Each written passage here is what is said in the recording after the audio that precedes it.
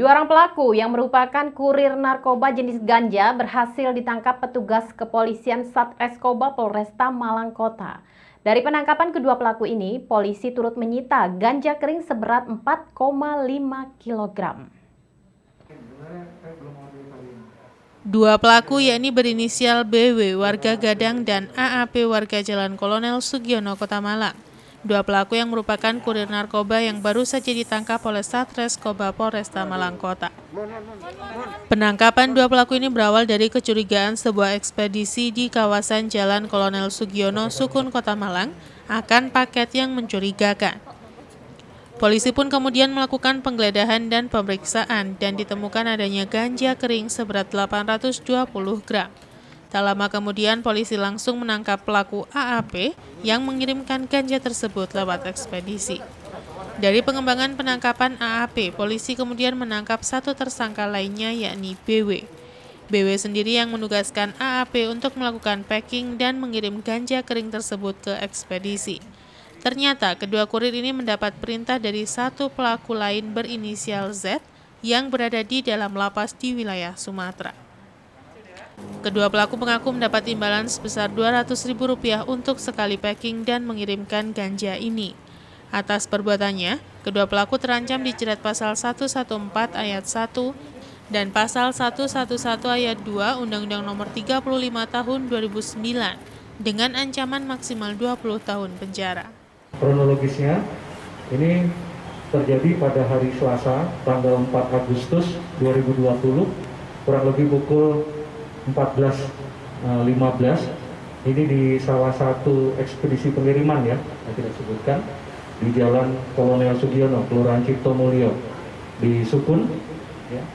Kita mendapat informasi dari petugas bahwa ada benda yang mencurigakan dari petugas DNA yang ada di sana, sehingga berkoordinasi dengan pihak polsek ya dari Sukun, lalu dilakukan penggeledahan dan pemeriksaan.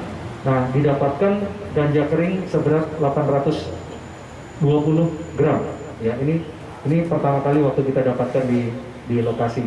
Kita juga belum dapat tersangkanya waktu itu. Pada saat menemukan hanya barang buktinya saja. Lalu dilakukan penyelidikan terhadap pelaku.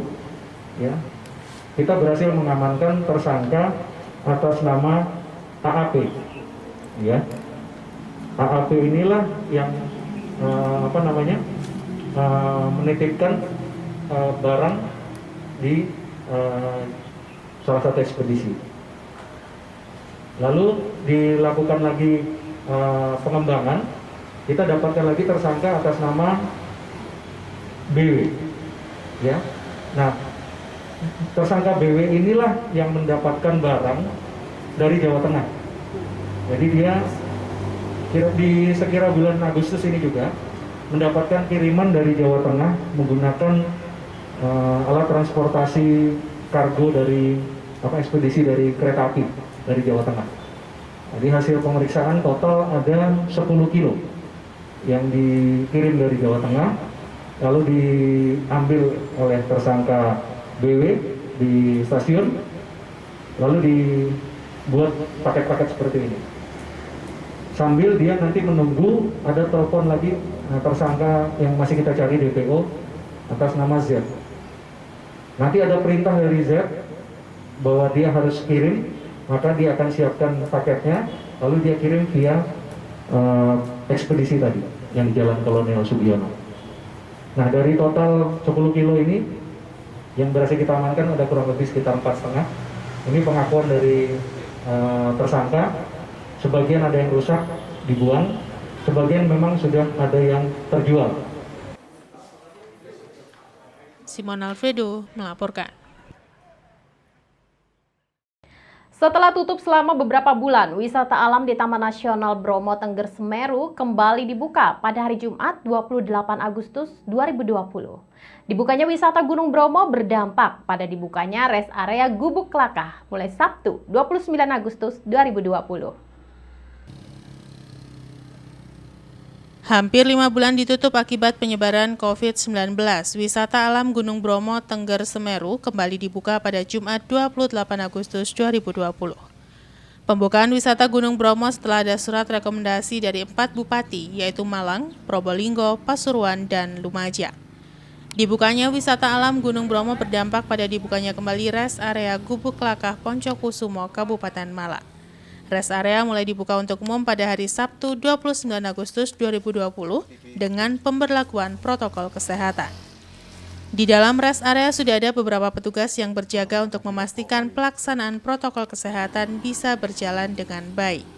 Beberapa petugas dari Dishub Kabupaten Malang, paguyuban operator jeep wisata, dan petugas lainnya bertugas secara bergantian agar pengunjung mematuhi aturan yang berlaku, masuk kawasan mencuci tangan, menggunakan masker, dan social distancing. Menurut salah seorang petugas Dishub dan paguyuban operator jeep wisata menjelaskan, mulai pukul 00, jeep wisata sudah mulai beroperasi dengan mematuhi protokol kesehatan yang telah ditentukan. Di lokasi berbagai banner himbauan, ajakan dan aturan yang harus dipatuhi para wisatawan yang akan berkunjung ke Gunung Bromo. Pembatasan pengunjung diberlakukan seperti site penanjakan 178 orang per hari, site savana Teletubbies 347 orang per hari, dan tempat lainnya. Di sini jika dari protokol kesehatan Ya. menyarankan untuk pengunjung yang datang ke sini Ya. untuk selalu memakai masker, Ya. cuci tangan terlebih dahulu, dan tes suhu. iya. Tes tubuh ya. Iya. Ini kan baru pertama kali dibuka ya. Iya. Gimana? Sudah ada pengunjung yang datang nih? Sudah ada dan sedikit banyak sudah mematuhi protokol kesehatan. Kalau ada pengunjung yang masih menolak gimana? Untuk pengunjung yang tidak memakai masker, untuk dimohon untuk kembali lagi dan kalau bisa selalu memakai masker. Berarti untuk aktivitas jeep sudah mulai masuk sini ya? Iya. Sejak kapan ya? Untuk jeep tadi malam jam 12. Jam malam sudah mulai. Iya. Pengunjung gimana? Penumpang untuk Alhamdulillah sekitar 10% lah udah ada tamu, Pak. sudah ada tamu ya. Iya. Tapi protokol kesehatan seperti apa sih yang di apa? Dilaksanakan di Sama jeep? untuk protokol kesehatan dari pihak Taman Nasional harus menyediakan surat sehat, Ya. ya sama masker, Ya. sama sekarang booking online untuk Ya. untuk Oh, berarti kawasan ya Bromo. masih terbatas kalau sudah Iya, kayak gitu ya. iya. Masih terbatas ya. Iya. Harapan ke depan sebagai seperti apa harapan ke depan? Semoga kembali seperti yang dulu, Sedia sedia Ya. kala, biar Bromo tambah ramai lagi. Iwan Hikmawan melaporkan. Kawasan produktif penghasil buah jeruk dan wisata Jeruk Selorejo dan Gading Kulon masih belum sepenuhnya ditunjang kondisi jalan yang memadai. Jalan penghubung sudah rusak lama dan masih belum ada perbaikan hingga kini. Beginilah pemandangan di kawasan salah satu sentra penghasil buah jeruk di Kabupaten Malang, Selorejo, dan Gading Kulon Dawu, Kabupaten Malang. Kawasan lahan pertanian sayuran dan jeruk ini sangat produktif dan saat ini masih dalam masa panen raya jeruk, sehingga stok jeruk di tingkat petani masih melimpah. Namun sayang sudah sejak beberapa tahun yang lalu, fasilitas jalan yang sudah mengalami kerusakan dan sampai saat ini masih belum tersentuh perbaikan. Kondisi ini tentu saja mengganggu aktivitas petani dan warga setiap melintas, terutama roda 4, karena jembatan perbatasan Gading Kulon dan Selorejo Dawu masih belum ada pembangunan kembali, sehingga kendaraan roda 4 harus memutar jalan. Menurut salah seorang warga yang melintas berharap, jalan segera ada perbaikan. Terlebih menjelang penghujan, kerusakan akan semakin parah dan menyulitkan pengguna, terutama ketika membawa beban muatan berat. Di lokasi kawasan Selorejo dan Gading Kulon biasanya ramai pada hari Minggu untuk kegiatan wisata petik jeruk, sehingga keberadaan jalan akan sangat membantu meningkatkan kunjungan wisata petik jeruk dan berdampak meningkatkan pendapatan para petani jeruk. Rusaknya jalan sudah lama, Pak? Sudah, Berapa tahun kira-kira, Pak? kira-kira sekitar 5 tahun. 5 tahunan, Pak ya? Ya. Ini aktivitas warga ramai, Pak ya? Rame. Baik yang roda 2 maupun roda 4 panen, Pak ya? Ya, Ini kan musim panen, Pak ya? Jadi aktivitas kendaraan pengangkutan juga banyak, Pak ya? ya banyak. Tapi kalau sudah kayak gini gimana, Pak? Ini kan kalau dari sini ke sini kan nggak bisa. Dari sana, tempuh, Sempuh berapa kilo, Pak, motornya? kira-kira ya 1,5 kilo. 1,5 kilo, Pak ya? Pak, ini kan kalau terganggu juga benar kondisi jalan aspal seperti ini, Pak ya? Ya betul. Apalagi sebentar lagi kan musim penghujan ini, Pak ya? Ya, Kerusakan paling bisa semakin parah, Pak ya? ya becek. Becek, Pak ya? Ya. Pak, harapan sebagai warga masyarakat gimana nih, Pak? Ya kepingin embongnya di PI. Iya, apalagi ini kan kawasan produktif Pak ya. Ya. Maksudnya jeruknya kan juga bagus Pak ya. Semua. Iwan Hikmawan melaporkan. Terima kasih Anda masih setia bersama kami dalam Info 7 Malang Raya. Berbagi terhadap sesama yang kurang mampu, seperti yang telah diajarkan oleh Allah Subhanahu wa Ta'ala, perlu dijalankan oleh umatnya. Untuk itu, Universitas Islam Malang atau Unisma yang memperingati hari ulang tahunnya ke-39 memberikan santunan kepada 1.000 anak yatim se-Malang Raya. Santunan kepada anak yatim ini selain diberikan secara simbolis juga berlangsung secara virtual. Sebanyak 1.000 anak yatim se-Malang Raya yang diwakilkan 20 anak yatim, Sabtu pagi berkumpul di Masjid Ainul Yakin Universitas Islam Malang untuk mendapatkan santunan dari Unisma. Pada acara tersebut, sebelum diberikan santunan kepada perwakilan 1.000 anak yatim, terlebih dahulu dilakukan istighosah bersama dan ceramah agama yang dipimpin oleh Kiai Haji Marzuki Mustamar. Dalam ceramahnya, Kiai Haji Marzuki Mustamar mengajak umat muslim agar di bulan Muharram dapat berbagi dengan anak yatim dan kaum duafa. Di Muharram atau bulan Suro, umat muslim tidak perlu melakukan kegiatan keramaian yang bersifat pesta, akan tetapi melakukan kegiatan santunan terhadap anak yatim. Sementara Rektor Unisma Profesor Dr. Maskuri dalam sambutannya mengatakan bahwa santunan terhadap 1.000 anak yatim ini merupakan kepedulian Unisma terhadap sesama yang kurang mampu. Setiap tahunnya Unisma terus melakukan santunan terhadap anak yatim. Rektor juga berharap dengan santunan kepada anak yatim ini dapat membantu meringankan beban anak yatim. Sementara, pada kesempatan ini rektor, pembantu rektor, pengurus yayasan dan para dekan memberikan santunan kepada 1.000 anak yatim se-Malang Raya, di mana santunan secara simbolis diberikan kepada 13 anak yatim yang hadir di Masjid Ainul Yakin Universitas Islam Malang. Saat ini Universitas Islam Malang sedang menyelenggarakan kegiatan santunan anak yatim, 1.000 anak yatim, dan kegiatan ini telah berlangsung kurang lebih sekitar 10 tahun lebih. Mudah-mudahan untuk tahun yang akan datang bisa kita tingkatkan hingga 1.500 paling tidak, tadi sudah saya sampaikan di dalam sambutan saya.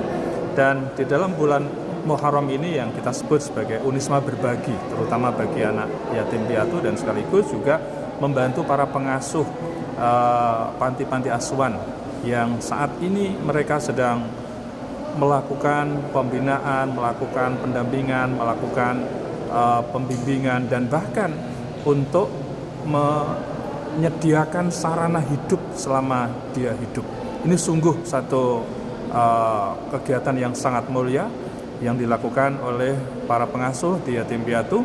Oleh karena Unisma dalam situasi yang seperti ini ikut andil dalam hal untuk meringankan beban dari para pengasuh tadi. Di samping juga Unisma sendiri juga ingin berbagi dengan masyarakat, terutama bagi yatim piatu, juga pada orang-orang miskin tentunya. Simon Alfredo melaporkan. Sementara itu, perekonomian di sektor penjualan bunga hias di tengah pandemi COVID-19 mulai bangkit kembali. Hal ini dirasakan penjual bunga di sepanjang Jalan Sidomulyo, Kota Batu. Setelah 3 bulan lesu akibat pandemi COVID-19, penjualan bunga hias di Jalan Sidomulyo, Kecamatan Batu, Kota Batu mulai bangkit kembali. Terlihat pembeli bunga hias dari berbagai daerah memadati kios penjual bunga hias. Tidak hanya satu macam bunga hias, namun yang ditawarkan penjual bunga beragam jenisnya. Mulai dari kaktus, sukulen, harwotia, aglonema, philodendron, dan tilansia. Namun saat ini lebih banyak diminati pembeli lebih pada bunga hias seperti jenis kaktus. Akibat meningkatnya permintaan bunga kaktus di Kota Batu, pasokan menurun. Tidak hanya menurunnya pasokan akibat tingginya peminta bunga, juga menyebabkan harga bunga hias mengalami kenaikan. Salah satu penjual bunga hias menjelaskan, meningkatnya pembeli ditengarai sejumlah tempat wisata telah dibuka kembali, sehingga banyak warga dari berbagai daerah di Jawa Timur, selain berwisata, mereka juga mampir membeli bunga. Sementara untuk mensiasati pasokan bunga hias yang berkurang akibat meningkatnya daya beli masyarakat, pihak penjual bunga hias juga mendatangkan bunga hias dari luar daerah Kota Batu. Yang paling banyak diminati? Semuanya kalau bunga Semuanya, sekarang. jenis-jenis. Semua macam-macam bunga semua. Untuk pasaran kaktus sendiri gimana sekarang? Kalau kaktus peminatnya banyak, tambah banyak. Kalau saya jualnya karena harga grosnya dari tetap harga sebelum Covid. Gitu. Kalau rata-rata orang sekarang jualnya udah naik semua harganya. Jadi kayak misalnya yang murah gini 7 ribuan, sekarang rata-rata harga tula itu udah 8 ribuan. Saya masih jual harga 8 ribuan. Harganya naik atau gimana? Harga tulaan naik. Naik. Yo, semuanya naik, makanya orang jual juga rata-rata naik semua. Pasokan bunganya agak sulit. Sulit. Ya, jadi kalau dapat barang itu udah alhamdulillah lah barangnya. Ambilnya dari mana? Ambilnya kalau saya dari mana-mana, jadi alhamdulillah bisa ke backup. Kalau orang sini kan rata-rata ngambil dari Tengkulak Besar, ambilnya dari Bandung. Itu nah sementara dari Bandung sendiri kalau kaktus rata-rata udah banyak yang habis. Gitu, karena Bandung sendiri juga kiriman kan ke seluruh Indonesia. Alhamdulillah kalau saya ambil dari seluruh Indonesia, dari luar pulau juga banyak saya ambil. Jadi masih bisa terpenuhi gitu stoknya. Yanto Yanjung melaporkan. Terima kasih Anda masih setia bersama kami dalam Info 7 Malang Raya.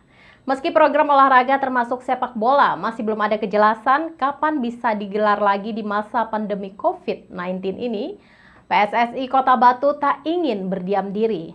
Askot PSSI Kota Batu menggelar safari pandemi ke Kota Tulungagung dan Kota Kediri. Di samping sharing pembinaan sepak bola di masa pandemi, juga untuk bersilaturahmi. Mengisi jeda kompetisi dan program pembinaan olahraga sepak bola yang terhenti di masa pandemi COVID-19, Askot PSSI Batu berinisiatif untuk menambah wawasan pengurus dengan menggelar safari pandemi. Askot PSSI Batu menggelar safari pandemi ke Kota Tulungagung dan Kota Kediri. Di samping sharing pembinaan sepak bola di masa pandemi COVID-19 juga untuk silaturahmi. Rombongan pengurus Askot PSSI Batu berangkat dari Askot PSSI Batu dengan menerapkan protokol kesehatan sebagai bentuk kewaspadaan karena masih dalam masa transisi kebiasaan baru new normal COVID-19. Rombongan disambut pengurus Askot PSSI Tulungagung di Stadion Rejo Agung Tulungagung. Selain berbagi program pembinaan sepak bola di masa pandemi COVID-19, juga dilakukan pertandingan silaturahmi antar kedua pengurus Askot PSSI. Meski didominasi pemain senior yang sudah tidak muda lagi, kedua kesebelasan nampak semangat melakoni partai persahabatan ini. Kedua kesebelasan saling jual beli serangan hingga skor akhir 2-1 untuk tim Askot PSSI Batu. Wakil Ketua Umum Askot PSSI Batu Muhajir mengatakan, selain untuk bersilaturahmi, safari pandemi ini dilakukan guna menambah wawasan pengurus, terutama untuk menjalankan program dan pembinaan sepak bola di masa pandemi COVID-19. Sehingga pengurus Askot PSSI tidak berdiam diri di masa pandemi ini, sekaligus sebagai persiapan jelang kompetisi yang akan mulai digelar. Kita menghadapi pandemi karena kegiatan daripada pusat dan provinsi sudah dihentikan, sehingga kita berinisiatif untuk menyehatkan teman-teman daripada pengurus Askot PSSI Kota Batu. Ini kemana saja Pak? Nah, dari kita ke Tulungagung, habis ini kita bermalam di sini, besok kita berangkat lawan dari Kediri. Tujuannya biar itu tadi Pak? Ya, untuk meningkatkan imunnya dari teman-teman ini dan juga untuk merefreshing pola pikirnya teman-teman ini supaya fresh semuanya. Pak, kalau kelanjutan liga di masa pandemi ini udah ada kejelasan apa seperti apa? Sebenarnya dari pusat sudah ada, diantaranya adalah Liga 1 sama 2 mau digelar. Cuma kita di Liga 3 ini menunggu dari provinsi yang belum dapat rekomendasi dari pemerintah provinsi. Jadi sembari menunggu waktu itu, nah, kita mengisi ini supaya teman-teman ini bisa fresh semuanya untuk dalam menghadapi hal seperti itu. Yanto Yanjung melaporkan.